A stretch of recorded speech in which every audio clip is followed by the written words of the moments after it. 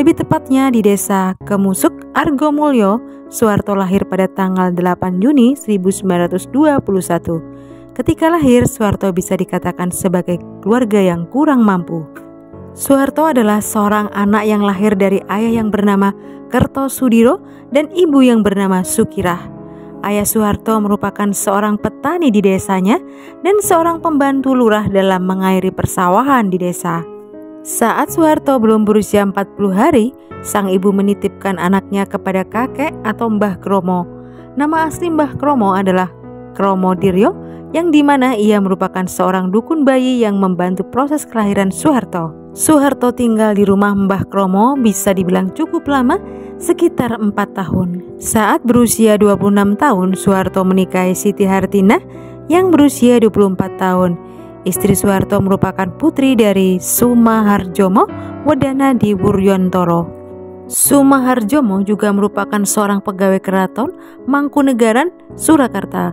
Pernikahan Soeharto dan Siti Hartinah terlaksana pada tanggal 26 Desember tahun 1947 yang dilaksanakan di kota Solo.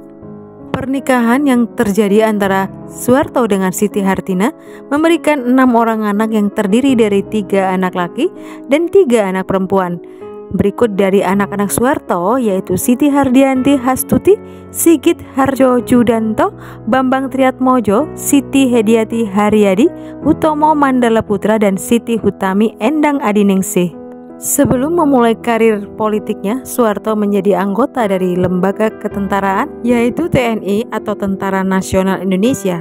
Soeharto diangkat menjadi anggota TNI pada tanggal 5 Oktober 1945. Saat menjadi anggota TNI, Soeharto diberikan tugas memimpin pasukan untuk melawan aksi-aksi militer Belanda yang berusaha untuk kembali menjajah Indonesia.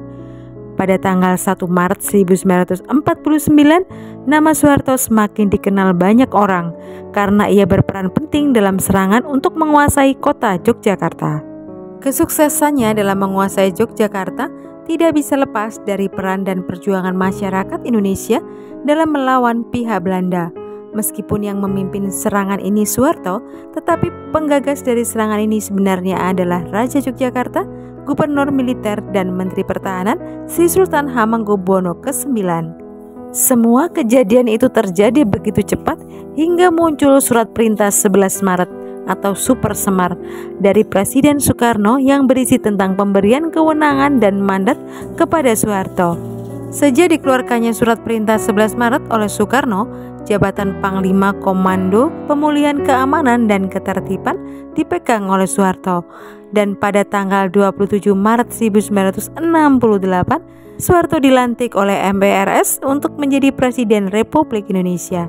Dengan pelantikan ini, maka menjadi tanda lahirnya masa pemerintahan Orde Baru. Bagi Anda yang sangat suka dengan channel kami, yaitu Istana Damai 73, jangan lupa untuk subscribe, like, dan share ke media yang ada, dan jangan lupa pula untuk menyalakan notifnya agar Anda mendapatkan informasi terbaru ketika kami upload video yang baru. Program pemerintahan Soeharto diarahkan kepada upaya penyelamatan ekonomi nasional, terutama stabilisasi dan rehabilitasi ekonomi. Stabilisasi dilakukan dengan membendung laju inflasi agar harga barang-barang kebutuhan pokok tidak melonjak.